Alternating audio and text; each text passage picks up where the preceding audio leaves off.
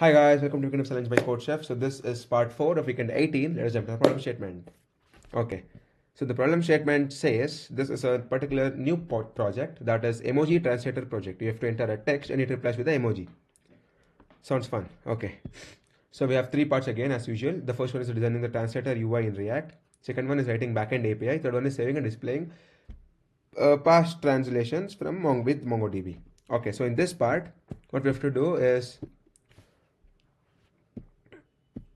so we have to build a front end that is using React for Emoji Translator UI. And in the next part, the backend logic will be implemented. So let us jump into the problem statement. So let us jump into the code. Okay, so we have to import app.css for the styling. We already have CSS. We're importing that, and then we are having React. Now we have a function app.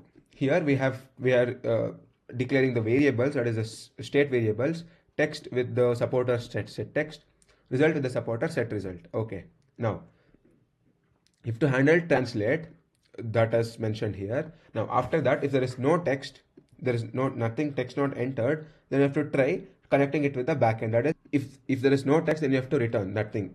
There is nothing being done.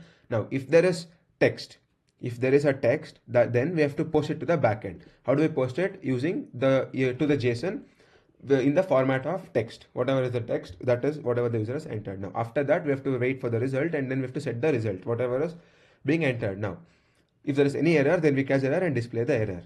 Now here, this is again the just for styling, where the emoji translator and we have a place for value, the placeholder, and whatever we're entering is the text. Now in the placeholder we have typed something, and then we have to display the result. Now let me click on run.